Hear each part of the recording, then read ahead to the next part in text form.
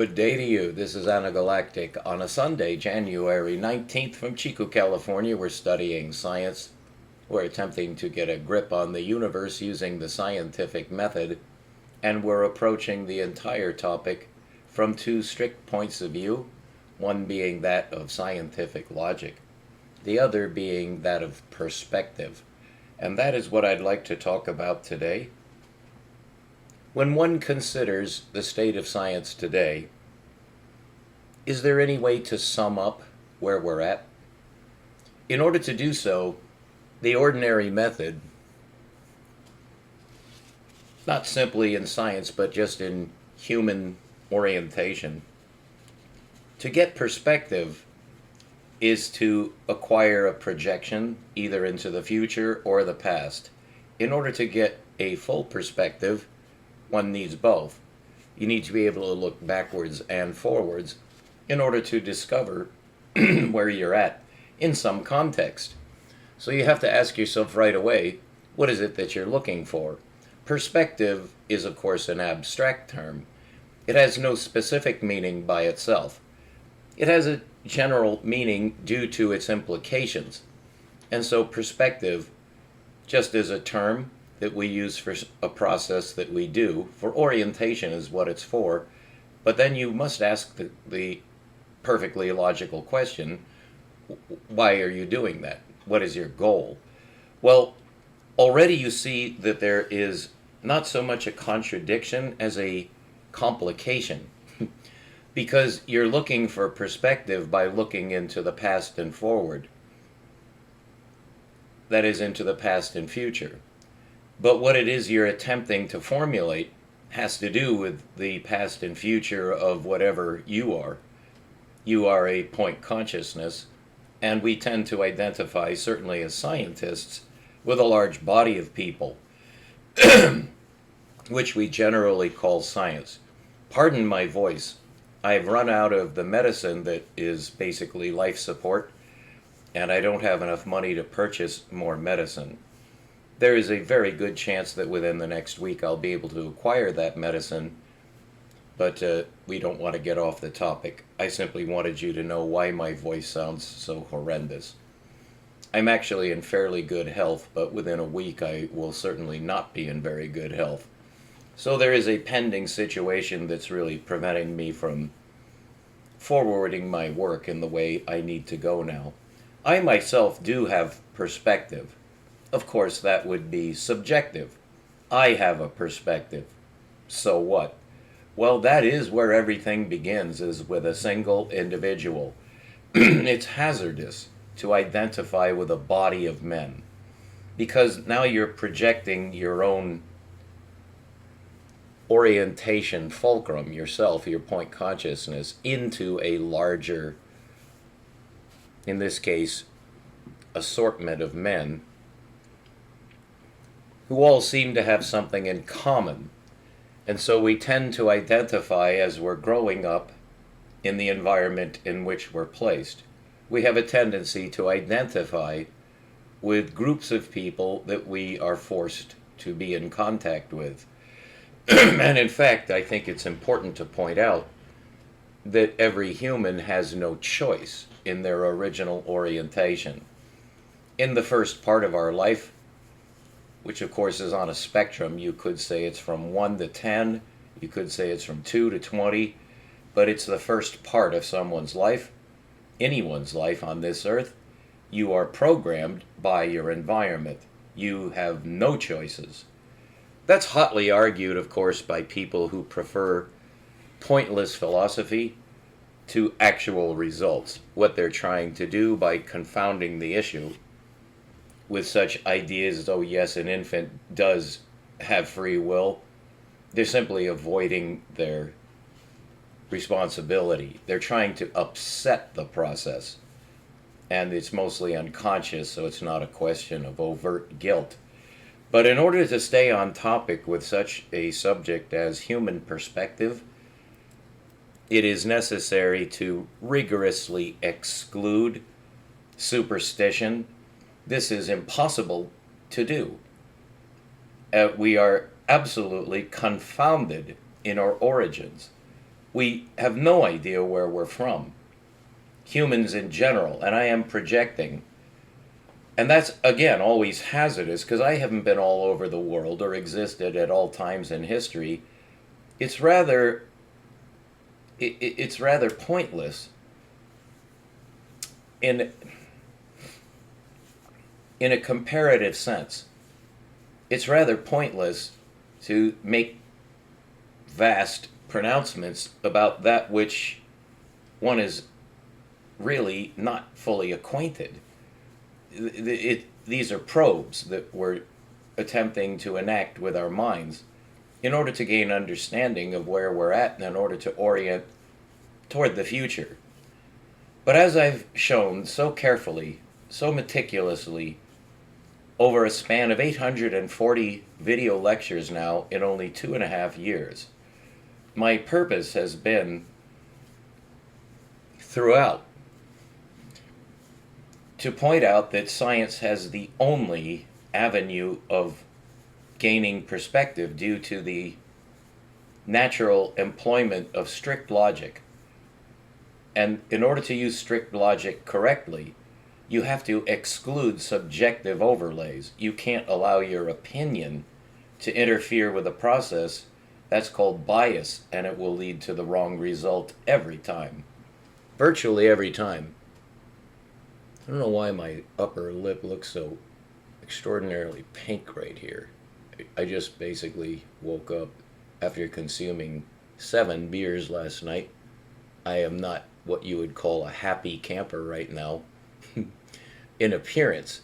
And I must apologize for my appearance and the sound of my voice. A presenter should always be at his best because he's representing the way out for humans. I'm a guru, I'm a guide, I'm a prophet, I'm a man who is supposed to be helping people. But when I look like this and I sound like this, I don't think I'm a very good poster boy for logic. Well, that's because I'm trapped exactly as anyone else is. I have no advantage over anyone else. Except, of course, I believe in my own heart that I have some kind of advantage. It's not so that I can put other people down. I don't think any scientist has that goal. But what happens is, if you do gain an extra amount of understanding, such that perhaps you're better oriented and therefore better able to answer rational questions, that is the goal, is to produce wise men, well, where are they? I don't find any. There are no wise men. And that's part of my perspective. You could say that it's kind of negative. I don't consider any aspect of reality to be negative.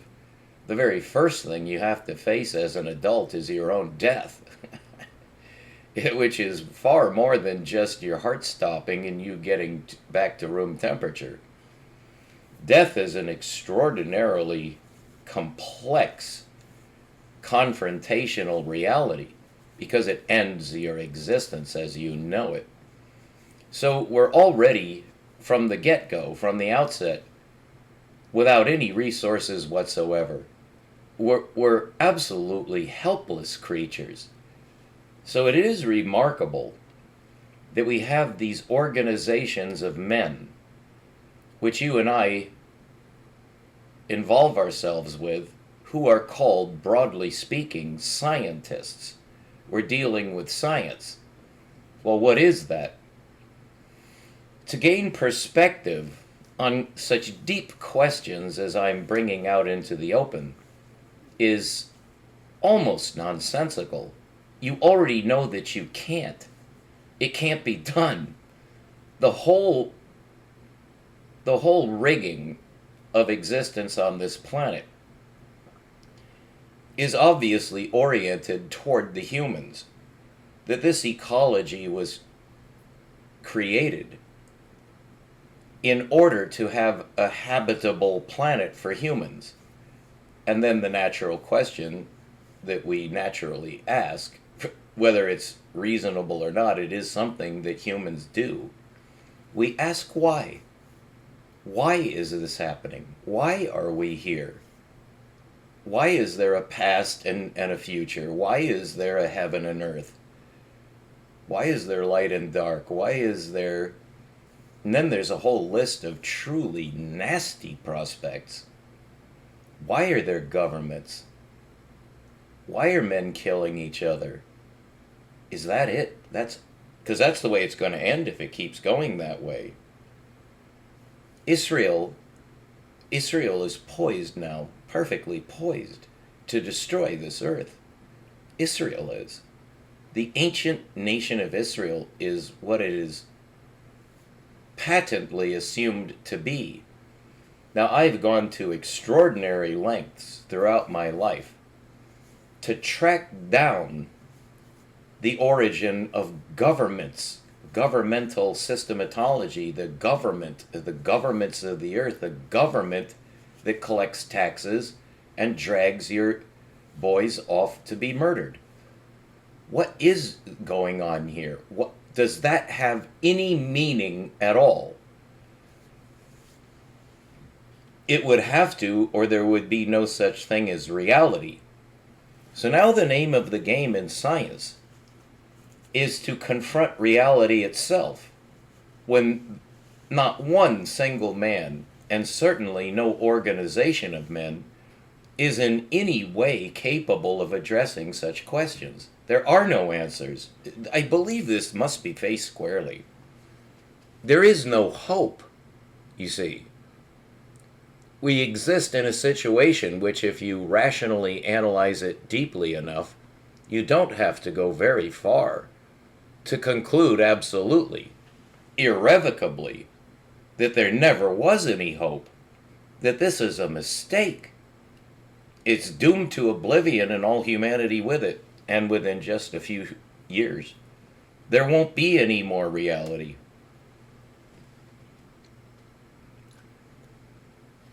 So the only logical course for humanity, or therefore for any individual man, is to try to cope with the governments, to get rid of them. Is that even possible? Is that even reasonable?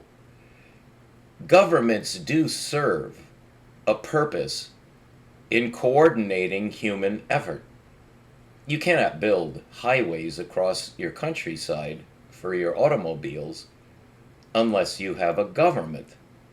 Well, the government needs to support itself because there are humans in that government that do governmental jobs.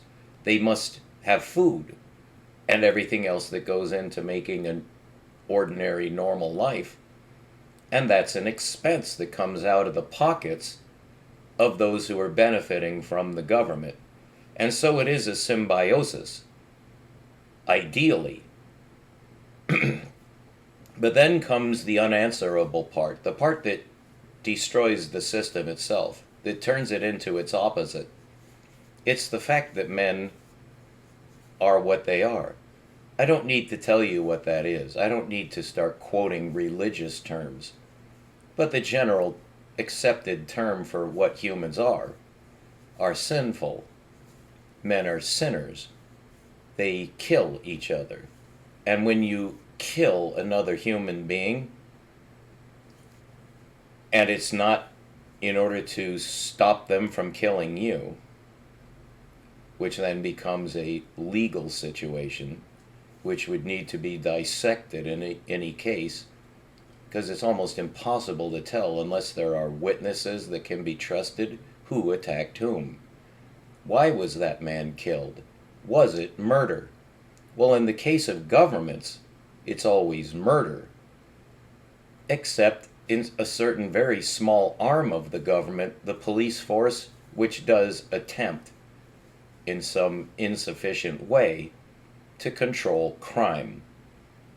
We all accept the necessity of having a police force, but then that extends to a military force. They are one and the same thing. They're meant to control people, ostensibly for the better, but actually it's to control what humans actually are, which are murderers. Human beings are murderers. We murder each other. We hate each other. We want each other dead or worse. We want to feel better about ourselves at the expense of others. We're not communal creatures in that sense. We have to maintain some kind of family structure, although the communists tried to destroy it with notoriously evil effects. But the family system has to be protected because there are tiny people, infants and children, who require protection until they can achieve maturity. So governments seem to be necessary, but you would have to add the clause. They seem to be necessary in some sense. The overt problem with that is they never turn out to be what you want. They turn out to be robbers. They're thieves, and they will murder people who attempt to interfere with their rapacious, greedy lust for money.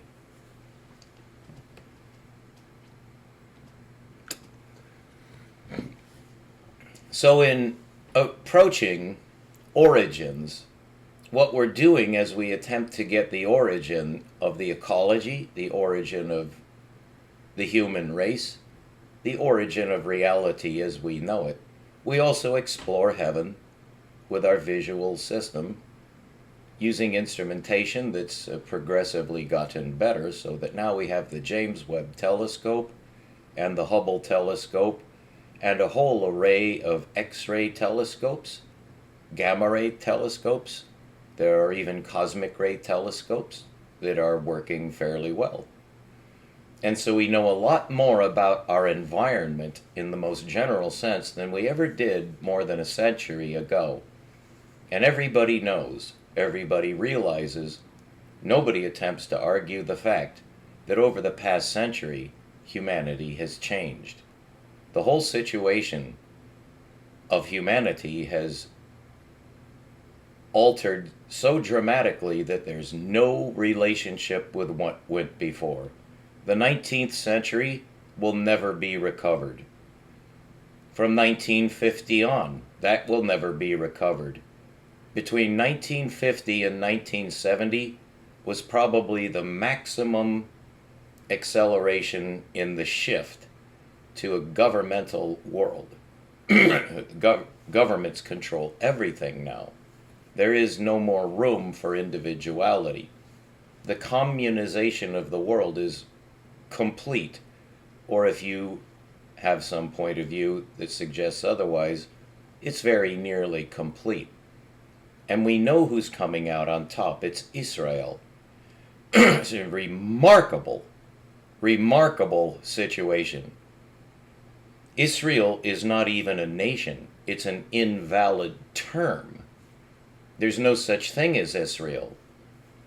I think that's just extraordinarily difficult for ordinary hoi polloi to face. People who are not scholars, people who are not really educated to any realistic threshold. When I talk with these people, as I have all my life, quite naturally, and these days down at our local cafe, I have hours-long conversations with people because I'm congenial towards people who like to talk about science, and some of these men are. So I have an ongoing pursuit of truth. And you can see over here that there is a document with an image at the top which is of a ridge in the Olympic Range just west of Seattle.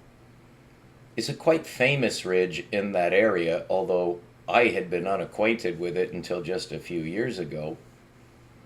I wanted to move to the Olympic Peninsula. I still do. And if I had enough money, I would move there. That is rather out of the picture right now. I'm attempting to survive, and over the next week I'll find out whether indeed I will survive.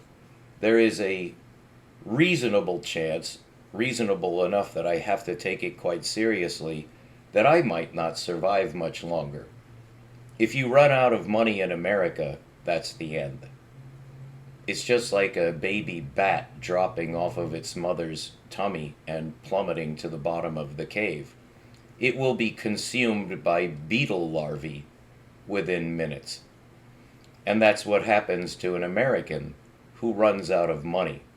It's just a baby bat dropping off of the ass of the government into oblivion. And that's the end. The next time you see that person, it will be that person propped up against a wall in the public part of the city, dying. I see it every day.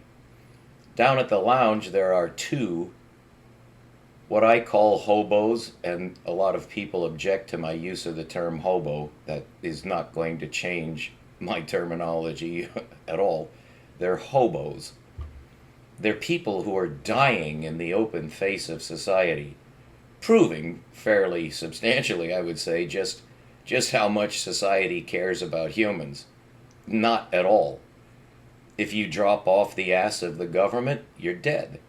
And everybody just goes around eating their ice cream cones, doing their cell phone thing all the time, oblivious to their surroundings, and step right over a person who is dying right in front of their eyes.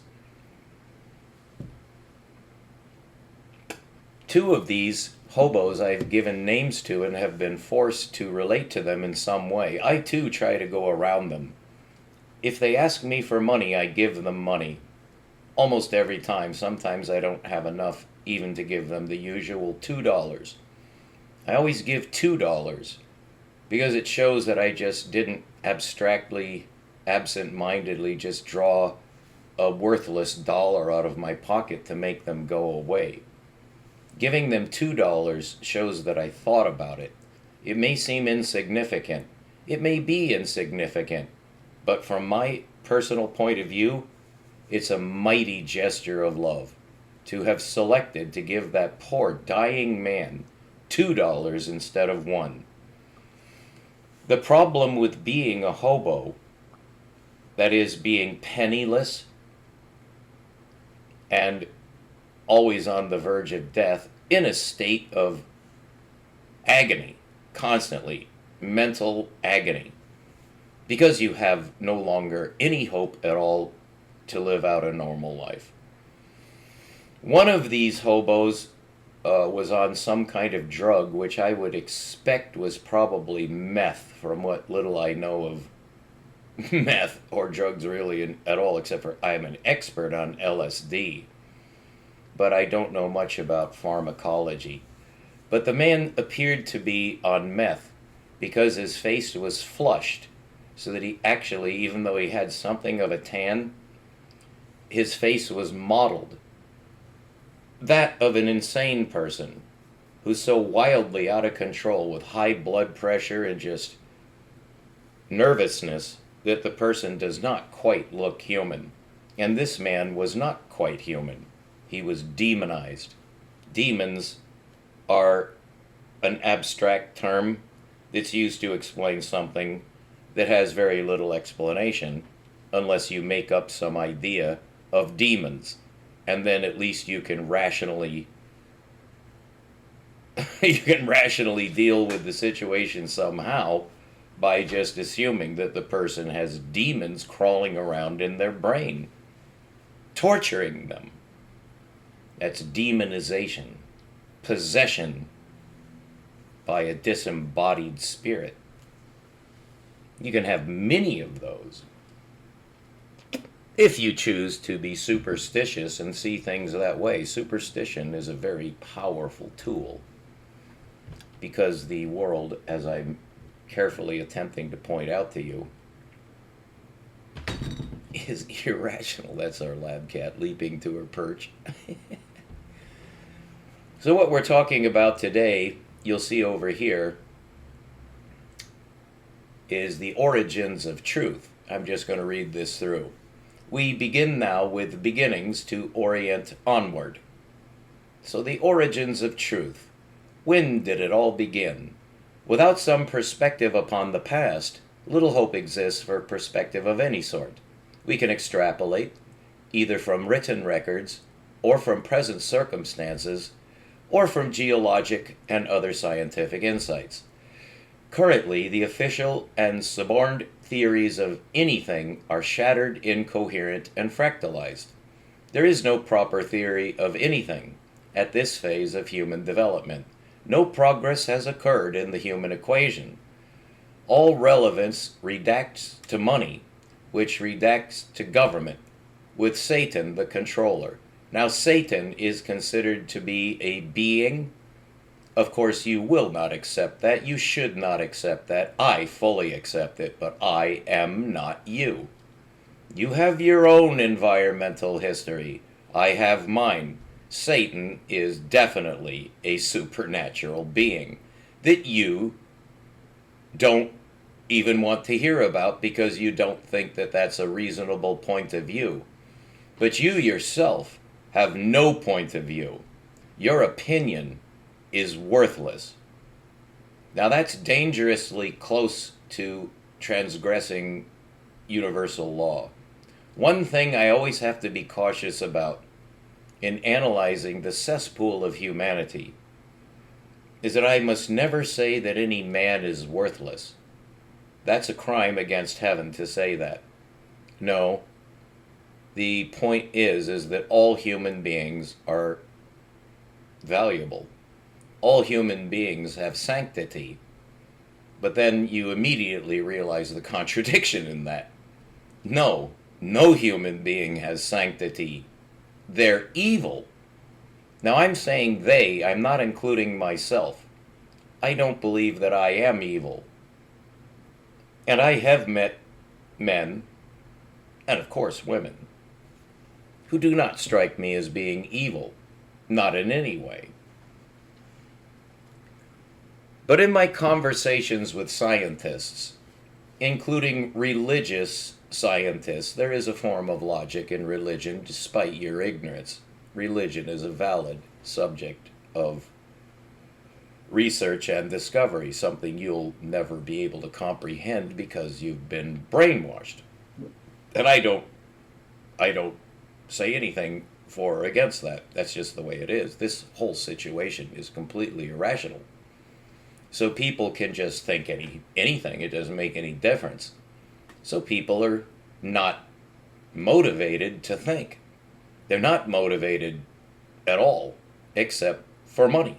That's all. And of course, sex. Sex and money. That's it. Well, you could perhaps construct some kind of rational structure that includes money and government and ignorance that then can be relieved and we all could be happy. We all know that that is possible.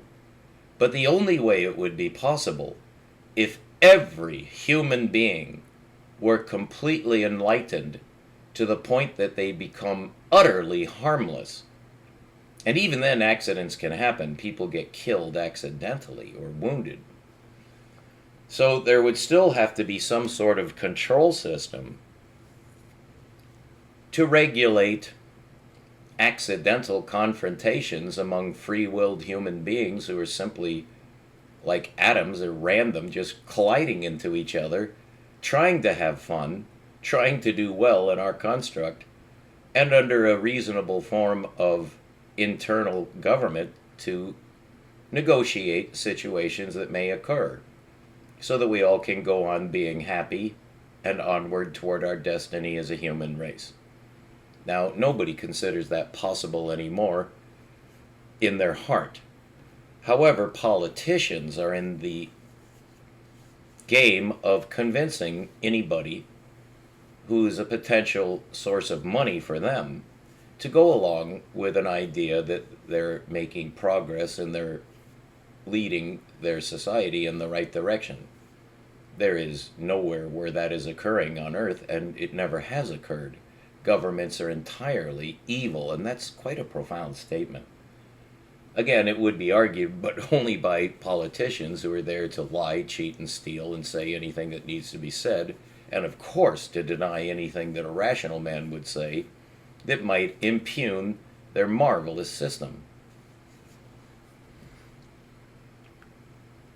So we do have an overlay upon the world that controls humans and cannot be stopped and is pure, undistilled evil. Israel is Satan. Israel is Satan. And when you say Israel, of course, Israel is quite tiny. It doesn't have a lot of people. They're incapable of waging war, except, of course, against their own indigenous population. 2 million humans are in process of being genocidally exterminated, and Israel, of course, is putting up a great front for how that's simply in defense of Hamas, which means in defense of Iran. They're after Iran. They know that Hamas is coming from Iran. Iran wants the Jews out of the whole region. And you would have to wonder about the state of the Iranian government or any of the Islam nation governments in that area as to their proposed method of getting rid of the problem, which is the goddamned white Jews from Europe have invaded their people's territory and torn it out from their grasp to murder their children. The Israelis are child murderers. They're no longer even after the adults. They want to kill the children. And that's what they're doing, and even the United Nations cannot stop them, which is no surprise. That was a fool's errand.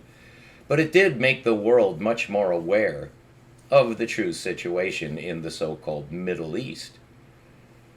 We have Babylon on earth now. Babylon is another abstract religious term from the most important book ever written, the book of the Apocalypse, Revelation.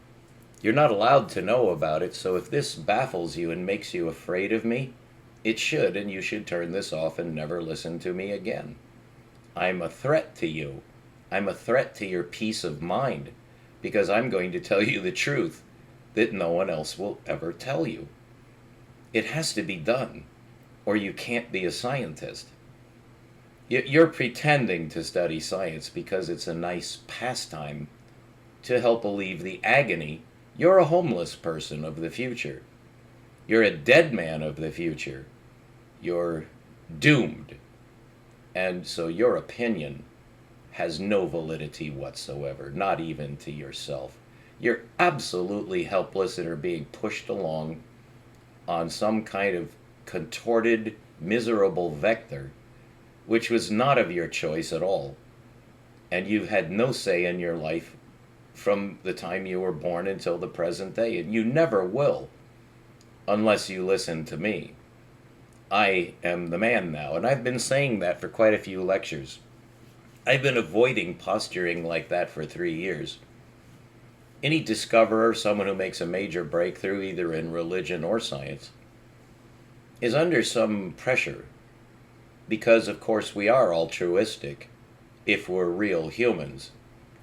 I don't consider most people to be fully human. It's not that I choose to look down on them, it's that I have no choice but to distinguish between two types of human. And it's fair to say that most humans simply are not free. They're not independent, they don't think at all, except to hurt themselves, which is the whole name of the game, is to drive you into a corner that you can't get out of so that you'll be compliant to the system at large.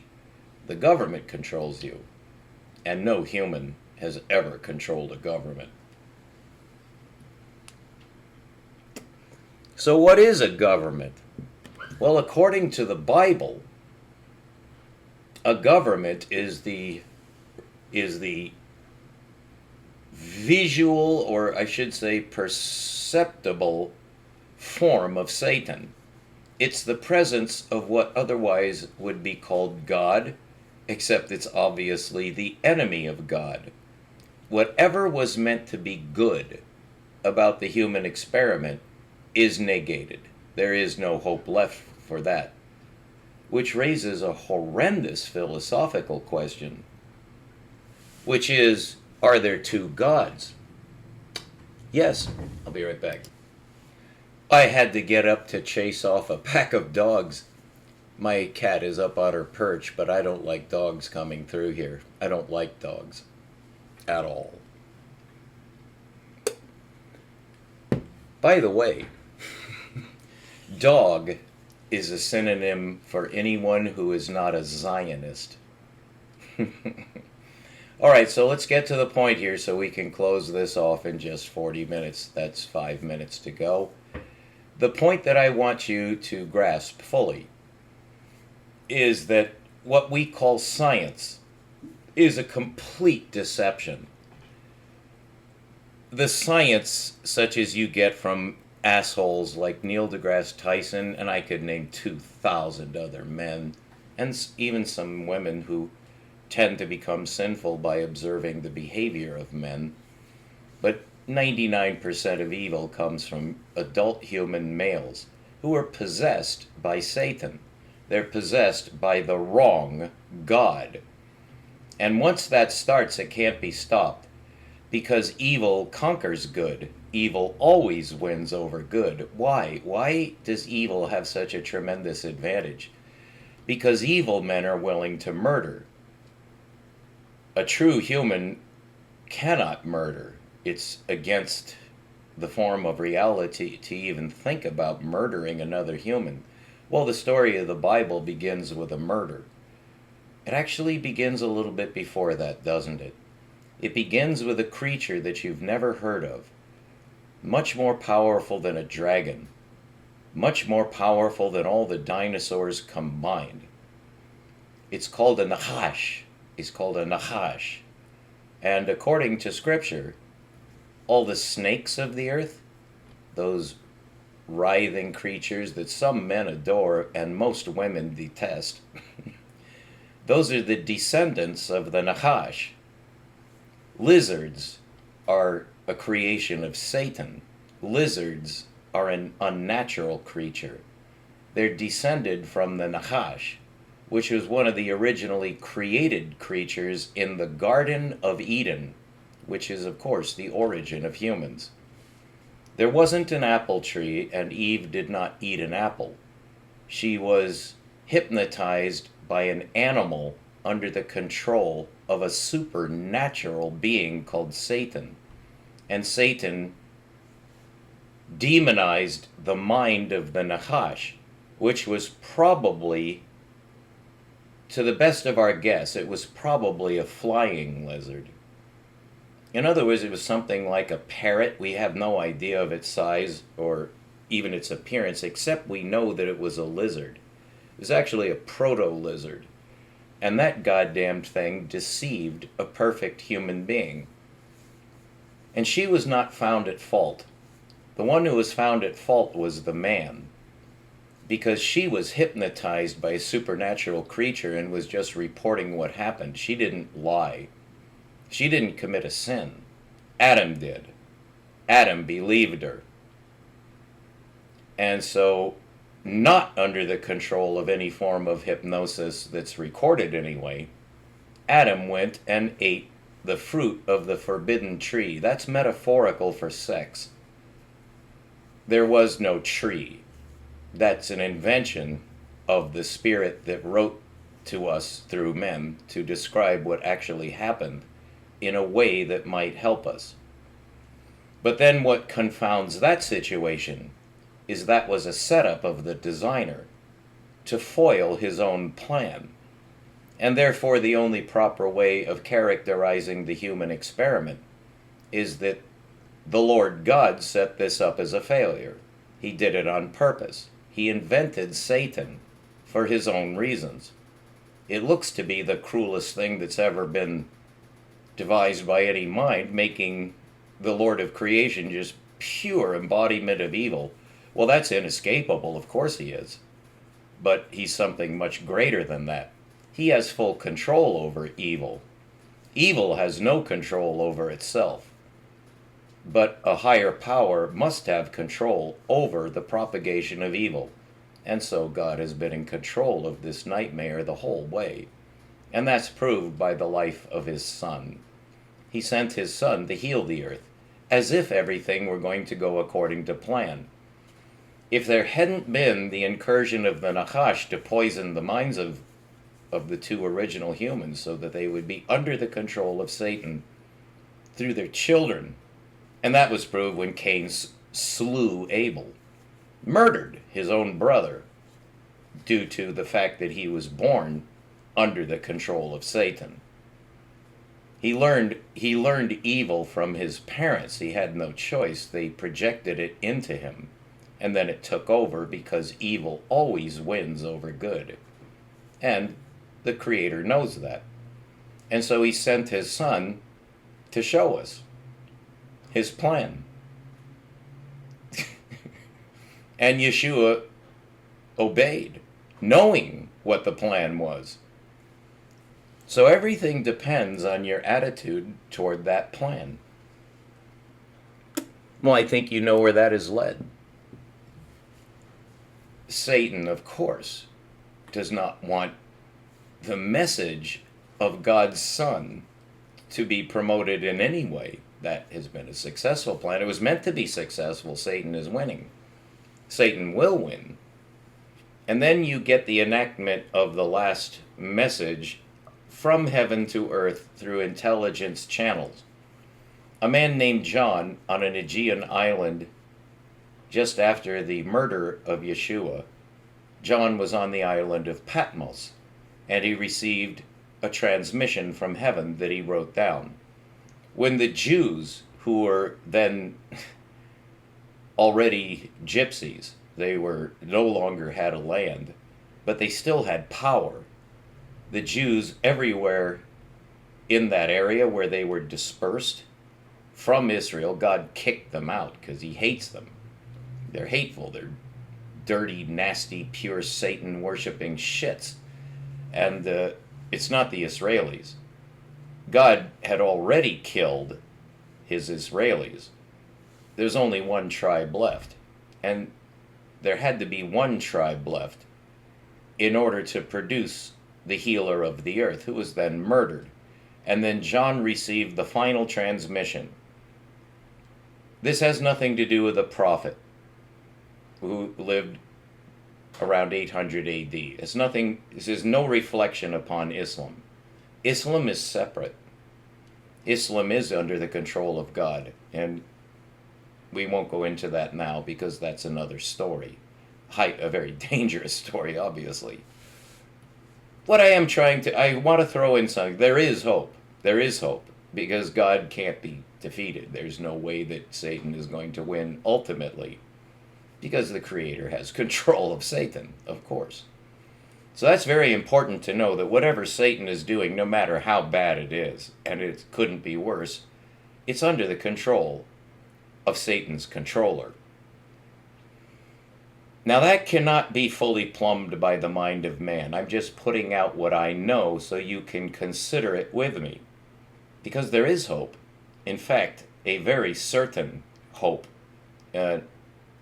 Inabrogable hope, which you and I are fully invited to embrace to the salvation of our futuristic soul.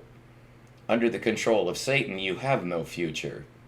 And you're, of course, being maliciously enforced to regard that fact every day so that you'll never gain hope.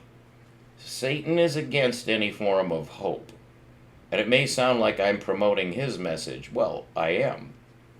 Because you need to know what Satan's message is in order to know that there's another message. See, this is where you're trapped. And I'm not. Although I share in your entrapment, obviously. I am in the world, although not of it. I'm waiting to leave. I can hardly wait in a certain sense, which is quite an admission, I think. But you will never judge me. That cannot happen anymore.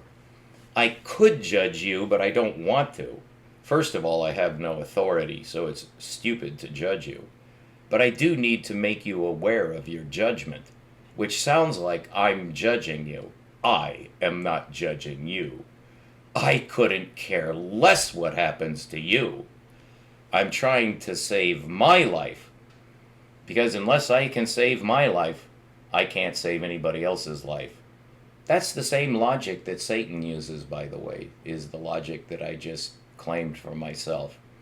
So there's no way out of this trap. There's nothing to say that can't be turned around. It's called a paradox.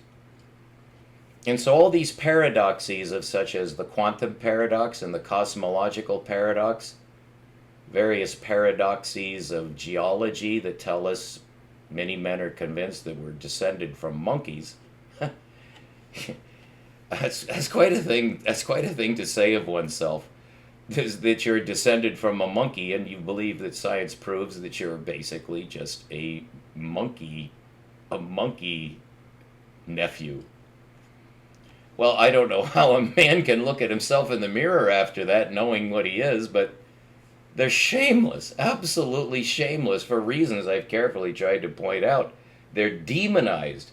Your scientists are satanic. There's no other word for it. They're misleading you with false paradoxes so that you won't face the only paradox that matters. And I don't think there's anything more to say. You have to face your origins. You have to understand where humans are from.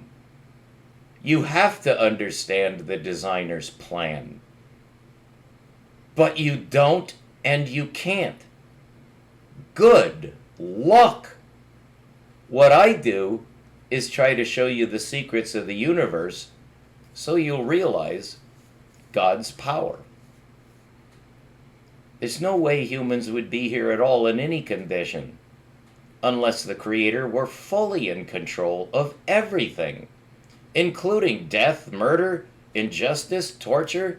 He tortured his own son to death just to warn us of what's going to happen to us. I don't know what more a Creator could do to warn us than to send his own son and murder him in cold blood just to give us an idea of our situation. If they would do that to Yeshua, what the hell are they going to do to you and me? Well, you're seeing it enacted in the false satanic state of Israel, which is not even run by Jews. If you want to give a name to the people who are killing you, they're Zionists. They're not Jews. They're Zionists. They're not Israelis. They're not in any way Israelis. You could say that they have a Jewish phenotype because they've interbred among themselves without going too far outside the bloodline to maintain the illusion of a Jewish people, if not a Jewish race. The Zionists think that they're the superior race. And the Goyim, the dogs, anyone who's not a Zionist of that bloodline is not part of Satan's plan, whom they call God. The one that they call God is Satan, God's enemy. So that's who's running the earth. The Zionists are. They have all the money, except not quite all of the Chinese money. And the apocalypse does give a broad hint, I'll just put it that way, because this is timely information in the book of Revelation. It only becomes possible to understand it if you're a wise man, which I am. I earned it. And you don't fully earn it. You're also graced with a gift. So I am a gifted prophet. I'm a prophet in the modern sense of prophecy, which does undergo certain transformations due to the variability throughout time of what a prophet even could be. Well, I'm a prophet. There are no other prophets on the earth that I've ever met. Or if I did meet one, I would disown him and we would get as far away from each other as we could. Not because we don't like each other, but because the enemy would have a much easier time to destroy us. As long as we're individual and isolated, as I certainly am, we have some chance of being protected. Otherwise, we're just like everyone else. And in a certain visible, palpable sense, we're always just like everyone else. I could be dead within a week. Just from having run out of money, I won't have medicine, and then I'll choke to death. there's a good chance that I will get through that, and I believe I will because I believe I have a mission to fulfill. But it's not up to me. It's only up to me to carry on the way I've been told to carry on. So I am doing that. I'm attempting to save your life through science by showing you that there is a designer who's in full control. And it's the wonders of heaven that will convince you if nothing else can. If nothing on earth, the birdies and the fishies and the wonderful chemistry of the earth, if that doesn't convince you that the Creator is in full control despite all appearances, then you need to look up into heaven. And so I control your mind. I'm a mind controller to get you to look in the right direction so that you'll have hope again, so you can carry on well and go on to wisdom and become a better man than I could ever have become. You're the future, not I. I'm on my way out. You're still here. And rather than wail or whine or just all of us get drunk or just all of us have an orgy just to get through it somehow with some ridiculous Band-Aid until we're all dead, I'm giving you the other side so you can participate in the way of heaven and be fulfilled, so that you can please your Creator the way He intended. Only you are stopping yourself from salvation. Nothing else is stopping you, as long as you have me to guide you. So I hope you tune in, and I'll continue to try to help you any way I can, as long as it doesn't involve money. I don't touch money. Money is satanic. Keep looking up. We'll be right back.